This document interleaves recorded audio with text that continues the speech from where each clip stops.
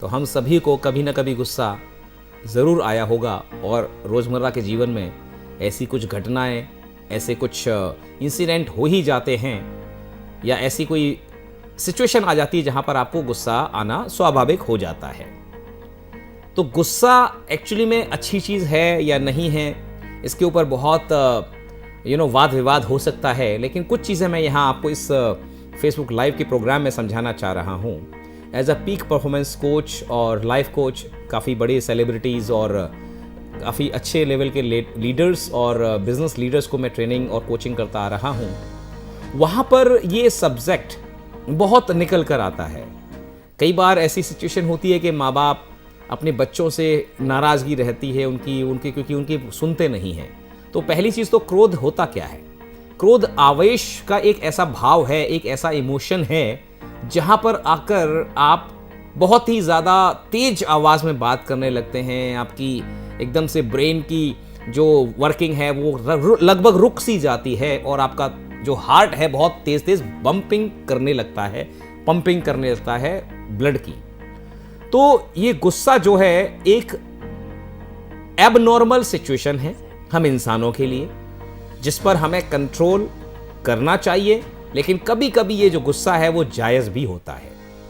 ऐसी सिचुएशन कई बार हम लोगों के जीवन में आती है जहां पर अगर बहुत ज़्यादा आप मधुर हैं, मृदुल हैं, लोगों के साथ मृदुभाषी होकर बात कर रहे हैं, तो लोग आपके सिर पर चढ़ने की कोशिश करते हैं। तो एक ऐसी मुकाम भी आ जाती है आपकी लाइफ में, या कई बार ऐसी स्टेज भी आ जाती है, कोई ऐसा व्यक्ति भी होता है जहां पर आपको थोड़ा सा जोर की आवाज में बोलना भी पड़ता है। कई बार आपको एक नाटकीय रूप से गुस्सा करना जरूरी हो जाता है। तो गुस्से के कुछ कारण है जो हैं, ज्यादातर कारण ये होता है कि आपके मन की कोई चीज नहीं हो रही है, आपके काम में, व्यापार में, तो आपको लगभग एक झल्लाहट होती है, गुस्सा आता है। कोई व्यक्ति आपकी सुनता नहीं है, आपकी पत्नी नहीं सुन रही आपकी बात, आपका पति नहीं सुन रहा, बेटा नहीं सुन रहा, बहू नहीं सुन रही, वहां पर आप नाराज हो जाते हो। वो नाराजगी फिर तेज तेज आवाज में निकलती है और वो गुस्से के रूप में फूट पड़ती है आपकी वाणी से, आपके शरीर से, आपकी आंखों से अंगारे बरसने लगते हैं। तो ये सिचुएशन रोजमर्रा की जीवन में हम लोग देखने को मिलती है हमें। इसी के साथ साथ कई बार सिचुएशंस आ जाती हैं, कोई आप ट्रैफिक में चल रहे हैं, अचानक से किसी ने कोई ऐसी एक्टिविटी कर दी, आपकी गाड़ी से ब्रशिंग करता हुआ निकल गया बाइक वाला, या वो ऐसी चीज कर रहा है जो कि आपको लगता है कि नॉर्मल नहीं है, यानी एक स्वीकार्य रूप में होने वाली कोई चीज नहीं हो रही है आपके साथ में, आपके आसपास, तो भी आपको गुस्सा आता है। हो सकता है कि कई बार प्रत्यक्ष रूप से आपके साथ में कोई घटना हो रही है, लेकिन कई बार परोक्ष रूप में, सार्वजनिक रूप में कोई व्यक्ति गलत कर रहा है, आपको लगता है यार ये कचरा क्यों फेंक रहे हैं यहाँ पर, वहां आपको गुस्सा आएगी। तो ये जो गुस्सा है उसके कारण कई सारे हो सकते हैं, कि जो कारक है वो भी आपके खुद अपने हो सकते हैं या कोई थर्ड पर्सन भी हो सकता है। अब ये गुस्सा एक्चुअली में सही है या नहीं, यही है आज का विषय। तो जैसा कि मैंने आपको इंडिकेशन दिया, कई बार गुस्सा दिखाना आपको कृत्रिम रूप से, आर्टिफिशियल रूप से जरूरी भी हो जाता है, लेकिन बहुत ज्यादा गुस्से के जो दुष्परिणाम हैं उनको भी हमें समझने की जरूरत है। अगर हम गौर से देखें, ये चीज आप देखिए, कई बार बहुत जल्लाट में आपने अपनी पत्नी से लड़ाई कर ली, अपने भाई से लड़ लिए, लेकिन आप अगर ठंडे दिमाग से बाद में देखते हैं, सोचते हैं, जो भी आपने एक्शन लिया उस समय, पता नहीं क्या क्या बोल जाते हैं हम गुस्से में, क्या क्या कर जाते हैं, हाथापाई हो जाती है, कुछ ऐसी चीजें कर जाते हैं, ऐसे डिसीजन कई बार हम गुस्से में ले लेते हैं। और यहां तक कि एक्सट्रीम रेज में, रोड रेज में तो हमने लोगों के मर्डर तक होते हुए देखे, और कई बार रिश्तों की भी इस तरह से हमने गला घुटते हुए देखा है कि अगर बहुत ज्यादा किसी को गुस्सा आता है तो व्यक्ति पता नहीं गुस्से में क्या क्या कर जाता है। जी, एक कॉलर है हमारे साथ जुड़े हैं, हम जरा उनसे बात करते हैं, उसके बाद हम लोग आगे बढ़ेंगे। जी नमस्कार सर। नमस्कार। सर, मैं अपने बारे में बताना चाहता हूँ कि मेरे को मूड स्विंग्स बहुत होते हैं जी। अचानक से गुस्सा आता है तो मुझे पता ही नहीं चलता, हाथ से चीजें फेंकने लग जाता हूँ। और अब उस टाइम फिर मुझे बाद में पता चलता है कि क्या हुआ। बहुत ज्यादा एकदम से हाई पिच में गुस्सा आता है, हाइपर हो जाते हैं बहुत ज्यादा आप। और मूड स्विंग आप कह रहे हैं कि कभी आप बैठे हैं बिल्कुल आराम से, फिर अचानक से किसी वजह से कोई कारक होता है, कुछ स्टिमुलेंट होता है, या नॉर्मली किस वजह से आपको गुस्सा आता है जनरली? कभी इमोशनल हो जाते हैं, कभी एकदम गुस्सा आ जाता है, और कभी ऐसे गुस्से की जगह इमोशनल हो जाते हैं ऐसे। और सैडनेस आ जाती है। ठीक है, तो ये गुस्सा अक्सर आता रहता है बीच में। परफेक्ट। आपका शुभ नाम, कहाँ से बोल रहे हैं आप? देवेंद्र बोल रहा हूँ सर, दिल्ली से। राइट देवेंद्र जी, तो बेसिकली दर्शकों, आप सभी को देवेंद्र जी के इस प्रश्न के माध्यम से ये बहुत बड़ी समस्या है, और आज की जनरेशन जो भी डिजिटली पॉल्यूशन जिनके माइंड में जा रहा है, बेसिकली देवेंद्र जी आप शिकार हैं डिजिटल इमोशनल अपहीवाल और पॉल्यूशन के। आज हम लोग मोबाइल का जो रेडिएशन है वो इतना अपने साथ में मोबाइल रखते हैं, और सोशल मीडिया पर अलग अलग तरह की जो खबर हम देखते हैं, इससे हमारा जो इमोशनल इकोसिस्टम है पूरा हिल गया है। हमारी जो इमोशनल स्ट्रेंथ है वो वीक होती जा रही है, बिकॉज टीवी पर, मीडिया में आपको ज्यादातर डराने वाली सिचुएशंस आती हैं। यस, एक और कॉल है, प्लीज। Hello, yes please. नमस्कार सर। नमस्कार। सर मेरे को ना छोटी छोटी बातों को गुस्सा बहुत आता है। सर हर छोटी सी मतलब बात होती है, मेरा दिमाग खराब आ जाता है, गुस्सा आ जाता है बहुत ज्यादा। आपका शुभ नाम, कहाँ से बोल रहे हो, क्या करते हैं आप? सर मैं जॉब करता हूँ अभी तो। ओके, जी जॉब करते हैं। शुभ नाम क्या हुआ आपका? सर, करण नाम है मेरा। करण, तो जो बात है छोटी छोटी बात घर में होता है या ऑफिस में होता है ये गुस्सा? सर घर में ही आता है। घर में ही आता है, ऑफिस में क्यों नहीं आता? नहीं सर, ऑफिस में तो कभी आया ही नहीं, घर में ही आता है। क्यों नहीं आता? मैं कारण वही जानना चाह रहा हूँ। वहां पर क्यों आपको, आपका जो माइंड है वो रुक जाता गुस्सा करने से? क्योंकि जो सिचुएशन, जैसे एग्जांपल दीजिए कि इस ऐसी घटना हुई और मुझे गुस्सा आया, बताइए जरा। सर मतलब घर में कोई काम वाम को लेके किसी भी बात पर सर गुस्सा आ जाता है। तो आप उस समय क्या कर रहे होते हैं? मोबाइल पर लगे होते हैं? हाँ जी सर। और तब आपको बोला जाता है काम के लिए, तो आपको लगता है कि यार ये मुझे क्यों टोक दिया? जी।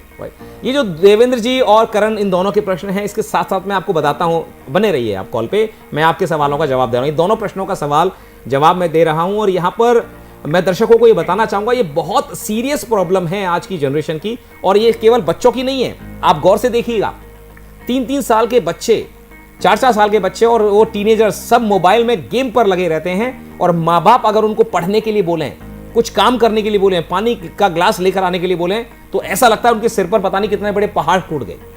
और ये सेम चीज हम इंसानों, हम जो एडल्ट लोग हैं, प्रोफेशनल हैं, वर्किंग हैं, बिजनेस ओनर्स हैं, उनके साथ भी हो जाता है कि इतने ज्यादा एडिक्टेड हम हो गए हैं कि हमें लगता है कि पता नहीं हमें क्या कह दिया।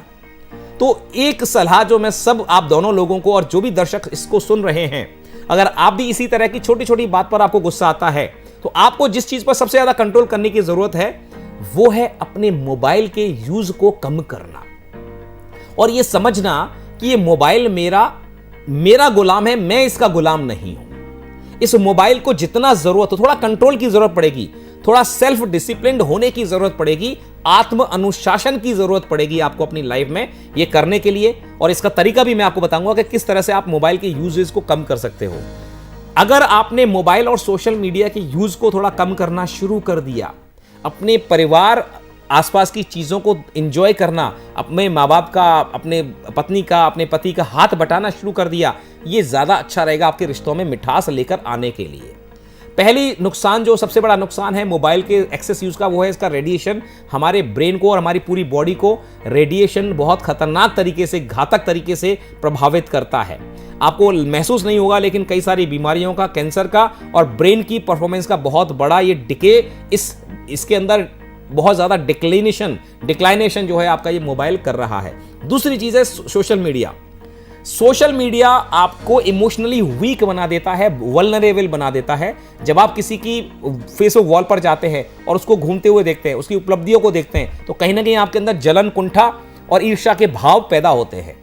और इस तरह से अगर आपने 15-20 मिनट और देख लिया, तो आपको पता नहीं लगेगा कि आप कितना पीछे रह गए दुनिया से और दुनिया कितनी आपसे आगे निकल गई है।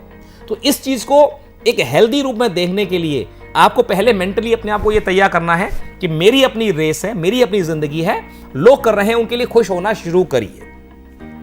इसके साथ साथ डिजिटली अगर आपको अपने आप को डिटॉक्स करने की एक आदत डालनी चाहिए।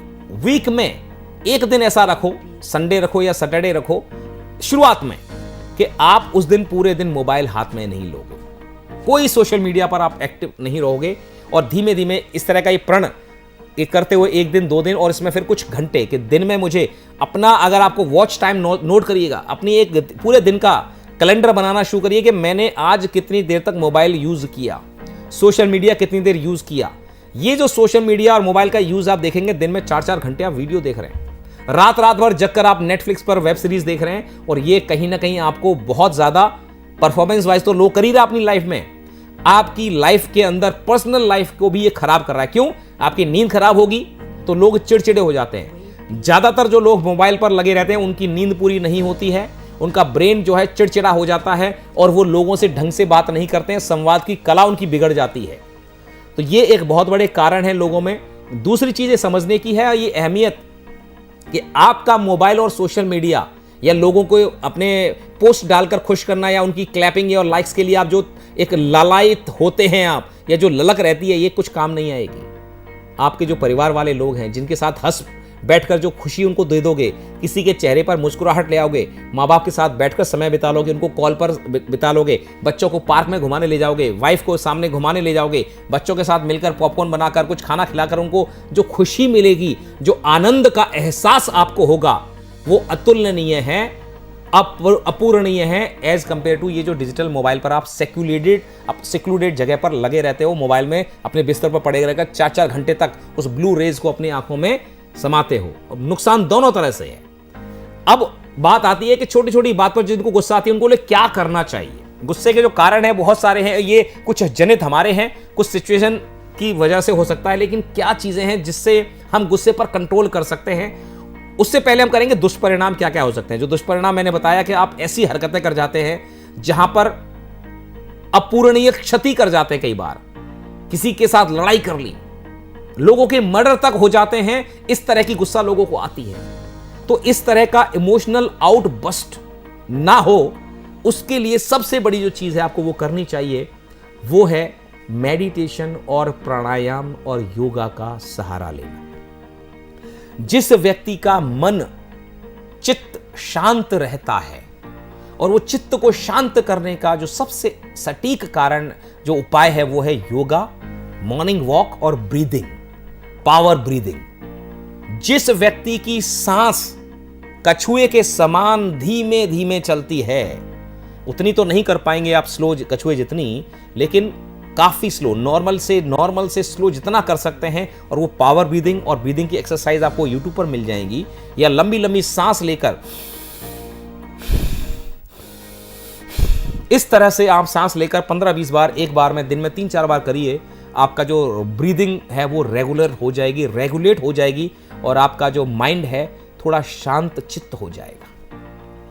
मंदिर में जाएं, गुरुद्वारे में जाएं, मस्जिद में जाएं, जिस भी धर्म से आप आते हैं, अपने आध्यात्मिक जो केंद्र है, आपके जो पूजा के स्थल है, वहां जाकर बैठें, भजन सुने, कर्णप्रिय म्यूजिक सुने, राग यमन और क्लासिकल म्यूजिक, मोजार्ट के नेचर वाले म्यूजिक, उनको सुनिए।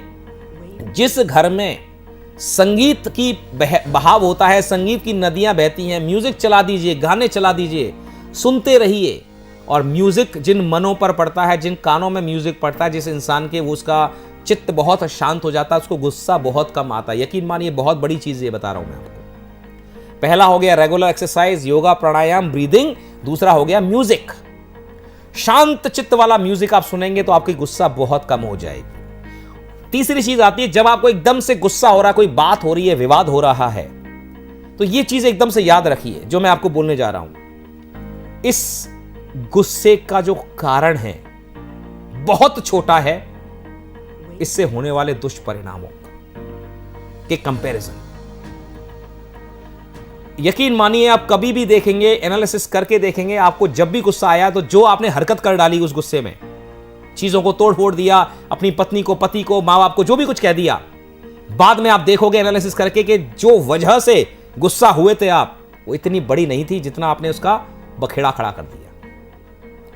सो गुस्से के दुष्परिणाम कारणों से हमेशा बड़े होते हैं, ये याद रखिए। तो इसीलिए कंट्रोल करिए कि आप उस समय क्या करना चाहिए। इस सिचुएशन से जब भी दो व्यक्ति लड़े, एक व्यक्ति को थोड़ा समझदार बनना चाहिए और शांत रहने की आदत डालनी चाहिए।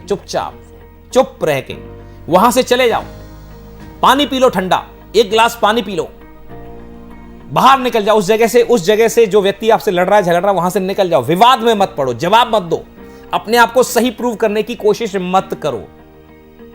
जब आप इस छोटी छोटी चीजों को करने लगोगे, देखोगे आप कि सामने वाला व्यक्ति भी आपसे अब उतना गुस्सा नहीं करता है। ये फैक्ट है, आजमाई हुई चीजें हैं जो मैं आपको बता रहा हूं। आप लोग जो कॉलर्स जो भी हैं जो इस वीडियो को देख रहे हैं, अपने अगर कोई सवाल है आप पूछ सकते हैं, डोंट वरी। कोई ऐसी सिचुएशन आए, मैं तो आपको बताता ही जा रहा हूं, कोई क्वेश्चंस आए तो आप पूछ सकते हैं। तो अब 3 चीजें मैंने आपको जो बताई हैं, इनको जरूर ध्यान रखिएगा कि किस तरह से आप अपने गुस्से को कंट्रोल कर सकते हैं। सब्सक्राइब करें हमारे YouTube चैनल साधना गोल्ड को और पाएं वीडियो सबसे पहले। और हां, बेल आइकन दबाना ना भूलें।